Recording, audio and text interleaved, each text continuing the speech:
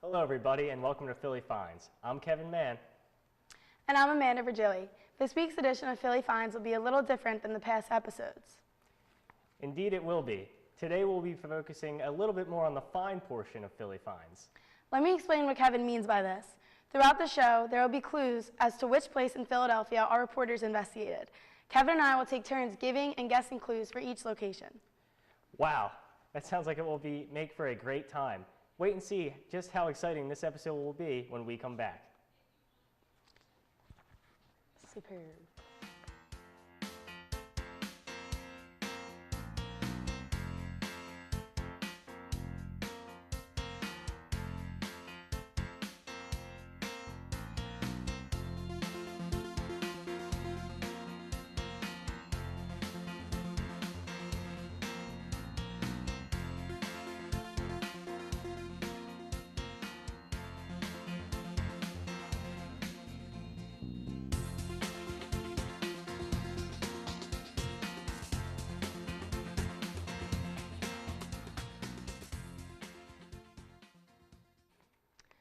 Welcome back. Let me get started by telling you that this first location is from our bodywork section of the show.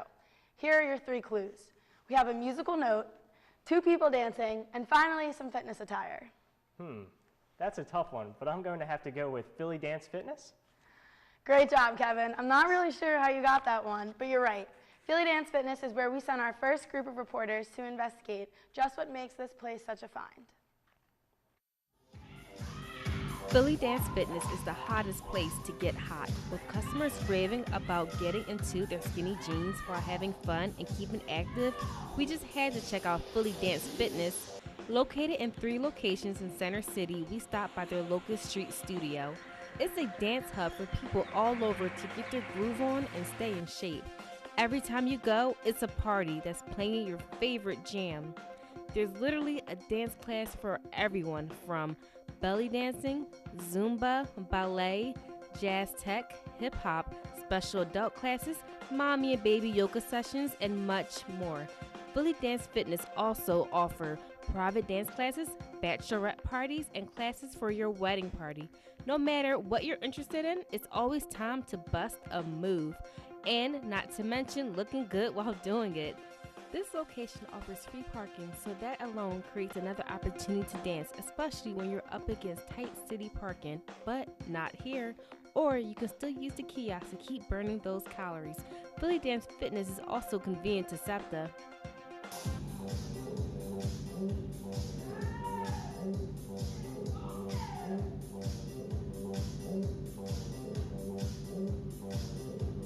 For more info on the classes, locations, and how to get started, check out phillydancefitness.com. Wow, that really looked like a great way to get a nice workout in. I started breaking a sweat just watching them. You got that right, Kevin. I just want to dance now. But instead, let's just swing it over to our clues for our next Philly Find location. That is where I come in. Our next location is from our history section of the show. Your 3 clues are a saw, a mallet, and a hammer. Any guesses to where we could be headed next, Amanda? These all seem like tools that a carpenter might use, so I'm gonna have to go with the historic Carpenter's Hall. Right you are, Amanda. Our next location is indeed Carpenter's Hall in Old City, which is part of the Independence National Park. Let's see what our correspondents found out when they explored the historic site. Follow in the footsteps of the First Continental Congress and discover Carpenter's Hall. Located on 4th and Chestnut, Carpenter's Hall hosted the First Continental Congress in 1774 and was home to Franklin's Library Company, the American Philosophical Society, and the first and second banks of the United States. Today, Carpenter's Hall is open to the public and welcomes over 150,000 worldwide visitors to this wonderful Georgian building. The hall has been continuously owned and operated by the Carpenters Company of the City and County of Philadelphia, the oldest trade guild in America, since 1770. It's really cool. I live in South Philly, so it's cool that this is so close to us and right down the street, and such a historic part of the country. Today, Carpenter's Hall is also a part of Independence National Historical Park. The hall is open every day except Monday from 10 a.m. to 4 p.m.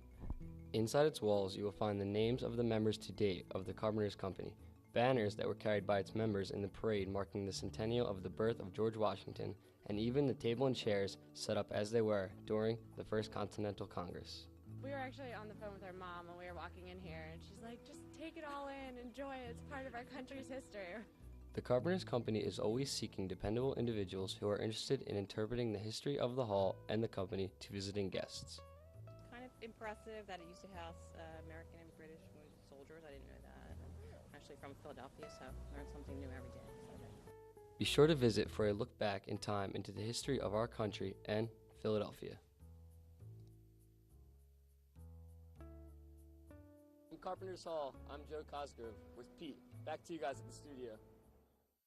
Those guys really seem to hit the nail right on the head with that place. It certainly made me want to go take a visit there. With these last two locations, I really want to continue exploring more finds in Philly. Well, lucky for you, I have another place for you to check out, and it's in our arts and entertainment section. Your clues consist of lights, a stage, and all kinds of food and drinks. This is going to be a tough one. What do you think, Amanda? Well, first, with these clues, I think it looks like a pretty good time. As for a guess to what it is, I think you have me stumped because Philadelphia has a lot of theaters. Which one will we be looking at here? Well, Amanda, I do agree that it looks like a great time. The place we will be looking at next is the Trocadero Theater, located on Arch Street. Oh man, I should have gotten that one. I have been to a few concerts there myself. Well, Amanda, it not only is a great musical venue, but it has comedy, movies, and a little bit of history as well. It opened in the 1870s as the Arch Opera Street House. I had no idea it had so much history. I just thought it was a normal concert venue. Let's take a look at what we found out about the Troc when we sent our reporters out to take a look and a listen. It may not be flashy, but what the Trocadero Theater lacks in modern amenities, it more than makes up for with its rich history and tradition. Located on the intersection of 10th and Arch, this theater has been entertaining the masses here in Philadelphia since 1870. The theater is accessible to get to using public transportation, with the Broadridge Spur, Gracevine Station, and regional rail lines, all within walking distance. And if you do choose to park, options are limited, but available to those willing to pay.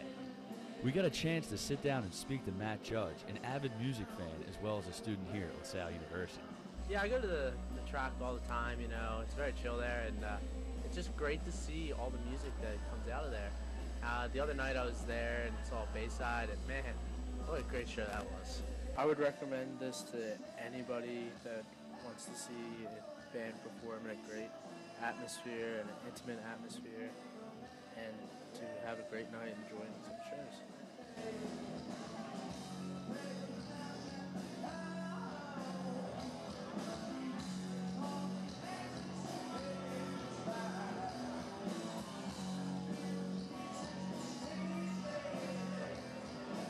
The Troc has great food, good drinks, and a great atmosphere to watch a show.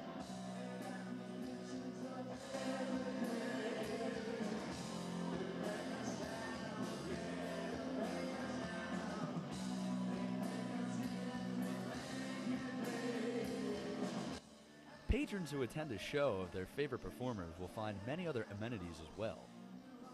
The theater caters not only to music, but a variety of other performing arts as well. I've actually seen Bo Burnham. He's a comedian at the Trocadero. It's a really cool venue to see a comedy show. The Troc offers a variety of shows from up-and-coming bands as well as established acts alike. From us down here in Chinatown, back to Kevin and Amanda in the studio. That place looked like it really rocked. I cannot wait to go there and see another concert. There really is nothing like a good concert to go to. It is just amazing to see just how much talent a great historic theater, in such a great historic theater. What a find! I certainly agree with you there, Kevin. And if you like history, you will definitely like our next find in the city. What clues do you have for me this time, Amanda? Well, your clues are as follows. A big flame, water flowing out of a pipe, and a fireman's hat and axe. This one seems pretty easy to me. I'm going to have to go with the Fireman's Hall Museum, located in Old City. Wow, Kevin, you are really on fire. You have not gotten one wrong yet. I guess I'm just naturally good at guessing at games. Since I may be on fire, this Fireman's Hall Museum would be a good place to check out. It certainly would be. Let's take a look at the historic Fireman's Hall Museum. The historic district of Philadelphia is a place that a lot of people like to go in the city, but if you go to the corner of Race and 2nd, you will find one of the hidden gems of Philadelphia. Whether you wanted to be a firefighter growing up or not, it is still cool to see the history behind Philadelphia's fire department. If you go around the corner and through the entrance, you'll find out many unknown facts about firefighters. The museum opened in 1967, and it was just that part of the building by itself. In '75, they closed down for a year. They added this. It was intended to be for the bicentennial, but they opened a little after. So in '77, it opened up and they added this wing. Inside, you'll find replicas, models, and even originals from the Philadelphia Fire Department. Even Tito, as his friends call him, has his favorites in the museum, though he works there for a living. Actually, I kind of like the steamer right out there, that steamer. The ladder truck is definitely my favorite. I'm being a ladder man all the time in the fire department. And I love this hose carriage right upstairs. But the apparatus floor, because it still looks like an old firehouse. A large part of the museum is dedicated to 9/11. It pays homage to the 343 firefighters who lost their lives that day. We're involved, I believe, with the union in New York, our union here, and Sparks is the company that actually put it together and actually donated it to the museum. And it was one of the first memorials to the men that died in 9/11. The memorial remembers the 2,996 people who died in the 9/11 attacks, but it doesn't just stay in New York City. Though there is rubble from Ground Zero, there are artifacts from other places the terrorists attacked. The Pentagon, where 125 people lost their lives, is represented, as well as Shanksville, Pennsylvania, where Flight 93 went down and took 40 lives. There is no admission fee to get in the museum, as the main goal of the exhibit is safety. Being a firefighter and being part of fire prevention, because this is part of fire prevention, is how to stay safe. That is our main mission, no matter what. So come on down to 2nd Street and learn how to stay safe. Back to you guys at the desk. That is a great way to pay tribute to our great firefighters that have put their lives on the line for our safety.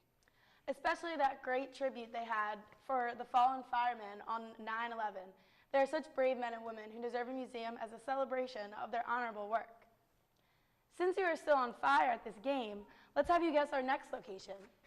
Bring it on. What is the category and what are my clues? The category for this location is Bodyworks, and your clues are yogurt, ice, and a cone. I've not experienced too much ice cream in the city. This is where you're going to stump me. What is the location those clues are referring to? I finally stumped Kevin. The place those clues are referring to is Scoop DeVille, located in Center City. They give you a choice between ice cream and frozen yogurt, while also mixing in healthy foods like fruit and granola. I hope that's not all of the toppings they have. I need something else unhealthy. Don't worry, they have all sorts of toppings, from bananas to bacon. You'll get your choice to be healthy or to indulge yourself. Let's take a look at what food they have to offer. I'm here at Scoop DeVille, an exotic ice cream parlor where they aren't afraid to incorporate some of the craziest, most delicious, and unusual ingredients into their ice cream. So let's see what they have to offer. We've been open at this location since the end of last May, so we're coming up on a year now here in Philadelphia at 1315 Walnut Street. But Scoop DeVille has been in Philadelphia for 30 years. Basically what we do, we're not your traditional ice cream parlor. We take hard scooped ice cream, and then we take any of the mix-ins that you'd like to put in there, and we have over 100 ingredients you could use. We take them all, put them together into our special drill machines that blend everything into your custom flavored of soft serve ice cream. So everything starts hard, you customize it, and it ends up as a soft serve flavor, which is really unique, and you can pretty much create any flavor you'd like. Usually I go with chocolate and peanut butter, maybe throw some brownies in there and our Oreo cookie dough. But whatever you like, we certainly have something for you. So we have various sizes, and of course we have all different kinds of ice cream desserts. We can do banana splits, milkshakes, brownie sundaes. Of course we have the usual small, medium, and large in both traditional ice cream if you want to just get a scoop of ice cream, or in the blends as we call it, the custom soft serve flavors I was talking about earlier. Prices can range from $3 for a traditional cup of small ice cream, all the way up to probably $7 or even $8 for some of our fancier and larger desserts as well. My recommendation would be to get a small or a medium blend, which would run you $5 to $6. We have some really, really unique flavors. The one thing on our window up front is a big sign for bacon that everyone likes to come in for. On our menu, we have what's called the Country Breakfast, which is buttered pecan ice cream with bacon, as well as golden grahams and maple syrup. People say it tastes like French toast. Some people say it tastes like heaven, but it's pretty fantastic. So we certainly have some unique ingredients and some fantastic flavors for anyone to try. Okay, so I got a traditional hot fudge sundae with peanuts, and gummy bears blended into it. I have to try this, you guys. Oh my gosh, that is so good. I seriously have to finish this. So from Scoop DeVille, it's me, Khalees Gaynor. Back to you guys at the desk. That looked like a good way to eat ice cream or frozen yogurt and still be healthy. It made me hungry for some ice cream. That made me hungry as well. Still not sure how they made that ice cream so healthy. I know, I can't believe how good a deal that is, and it looks like a good environment. Speaking of a good environment, that is exactly what our final location is. It's in the arts and entertainment section.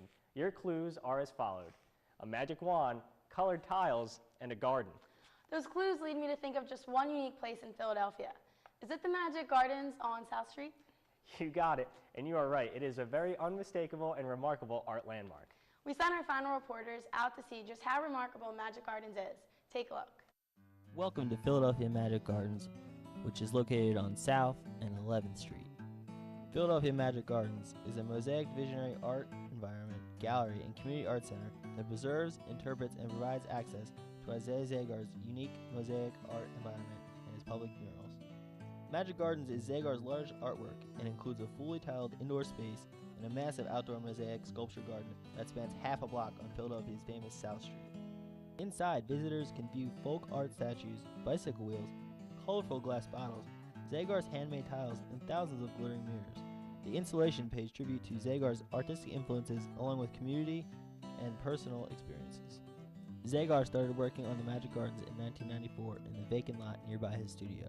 He began by constructing a massive fence to protect the area from harm, and then spent the next 14 years excavating tunnels and grottos, sculpting multi-layered walls, and tiling and grouting the 3,000 square foot space. Zagar's hard work makes Magic Gardens what it is today. Philadelphia's Magic Gardens is now a permanent art institution that is open to visitors throughout the year. Train guides are available to lead tours in the Magic Garden and Zagar's surrounding public murals. In addition, Magic Garden offers monthly mosaic workshops led by Zagar himself and regularly hosts concerts, dance performances, and other public events. Philadelphia's Magic Gardens inspires creativity and community engagement by educating the public about folk, mosaic, and visionary art. This is not a place that you want to miss out on. There really isn't anything like Magic Gardens. It truly is one of a kind. You got that right, Kevin. It is a masterpiece of Philadelphia, and it's something people need to go experience. We have explored many interesting places to go in Philadelphia, but we have one more mystery to solve. Who will our interview guest be? I'm ready to guess, Kevin. What are my clues? Well, here they are. Your clues are a few people talking, a degree, and a briefcase. Let's see, could it be the social work department? You got that right. The social work department does really well with giving back to the community and helps shape Philadelphia into the place we all love today. This is not an interview you're going to want to miss. Don't go anywhere, and we'll be back after a quick break.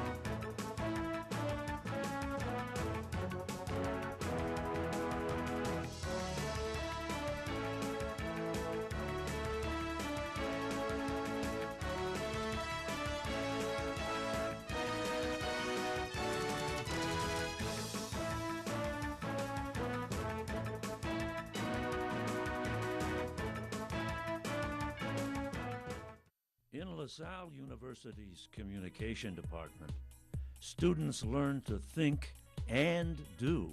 Every semester, communication students create and implement public relations plans for local nonprofit organizations. And journalism students produce Germantown Beat, an online news source for the local community. It's great that we can apply what we learned in the classroom in our community. Philadelphia is the nation's 4th largest media market and has 4 major sports teams. Being in a major media market allows us to gain great professional experience through internships and co-ops. The Communication Center is home to the university's cable station. LaSalle TV reaches over 350,000 homes in Philadelphia and airs mostly student-produced programming. Our communication department is ranked in the top 10 in North America for relational communication research. But keeping with the tradition of the De La Salle Christian Brothers, teaching students comes first. Think, do with LaSalle Communication. Check us out on Facebook and Twitter.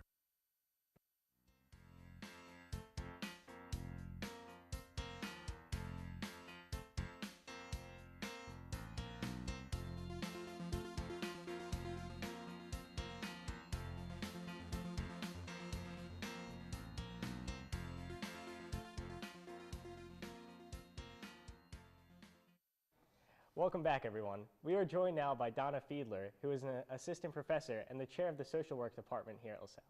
Thanks for joining us. You're welcome.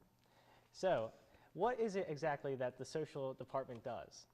Social work is a profession, and we have a bachelor's degree program, and we have both a day and an evening and an accelerated. The accelerated program is brand new and it starts this fall. Social work works with people, and we help people make changes in their lives. We don't do it for them, we help them do it for themselves. So it's an empowering profession. That sounds very interesting. So how would someone get involved in the social work department if it has nothing to do with their major? They can join the social work organization. And we have, well, one organization is just for social work majors, our Phi Alpha Honor Society. But the Social Work Association is for anybody who's interested in working with social work or working in the community. They have done walks. They had done the walk here on campus for violence. They have worked with Speranza, which is a local agency. They've worked with other agencies. They've collected money. They'll be working probably with the food drive for the nutrition program. So there's lots of different things that they can do, and you can just contact me and I can get you in touch with the right person. That sounds great. And what is it that got you interested individually in social work? I was, my second job outside of college was with what is now extinct, the Pennhurst State School and Hospital, and I wasn't happy with how they were treating residents, but I was really involved with getting people back out to the community, and it really I found an interest in that, and I found I had a good talent for it, so I went to graduate school. Now you can go and get your bachelor's degree and then do graduate school afterwards. What's been your best experience? I can't say one particular experience, but what I like best is when you're working with someone or with a family and they have that individual, oh, I get it. I see what I need to do different, or I see I can change this. So it's when you're working with someone and you can see that little glimmer that says, ah, you're on the right track. And being in an interesting city such as Philadelphia, what are the ways that you guys kind of give back and help out the city of Philadelphia? Okay, we do it in a number of ways. One, through our Social Work Association and through Phi Alpha. We work with the city doing walks and raising money. In 3 of our courses, we have service learning. So we're giving back to the community with the service learning experiences. And then for 3 semesters, second semester, junior year, and all of senior year, our students are doing internships. Okay. And they give back by working in agencies actually doing social work. What are the age groups that are involved in the social work? Is it freshmen, seniors, or is it just kind of? You start with, well, your placements in your senior and junior year. So if you're going to be a social work major, you have to start by the beginning of your junior year. Oh, okay. But we have courses, underclass courses are freshman and sophomore years, and electives. Gotcha. Being here at LaSalle, is there anything, what road did you take to get to LaSalle? Any things that you've done prior to coming here? I was working in the community prior to coming here. I was an actual social worker working in the educational setting and seeing clients and doing program development with a local family service agency in one of the surrounding counties. And I also did some adjunct teaching, which is part-time teaching. Do you meet a lot of people as you do these projects and keep kind of like personal bonds with them? Sure. And you develop ties, and have some agencies that you like better than other agencies, or you might continue working with some agencies based on your interests and what they can offer. And we have some agencies right here on campus. We have the autism program, we have the neighborhood nursing program, and we have the hearing impaired people working with learning speech. So there are some programs right here on campus that are giving back to the community all the time. You mentioned at the top of the interview LaSalle coming with an accelerated program. Mm-hmm. Tell me a little bit about that and just how excited you are about bringing that in. Okay, we're very excited. It's for our continuing studies students, so the, in quote, adult learner. Mm-hmm. And it would let them go through the actual social work program in 16 months. They still have to do the core, and we all know that the core, there's lots of courses in the core, but when it comes to social work, they can just do it in 16 months. That sounds very interesting. It is, and it's really exciting. So what happens for students that are involved in the social work department once they graduate? They do one of two things. They get a job, and our rates of students getting jobs is phenomenal. By and large, our students have no problem finding a job. And then we have at least half of our students go on to graduate school. All right. Thank you so much for joining us, and that will be all the time that we have today for everyone here at Philly Phinds. We hope you come back soon and join us once again. Once again, I'm Kevin Mayen. And I'm Amanda Virgili. If you want to find out more about us, you can check us out on social networks, facebook.com/LaSalleTV. Tweet us at LaSalle Philly, send us an email at lasalletv@lasalle.edu, or check out this episode and many more at youtube.com/LaSalle56TV. Thanks for watching.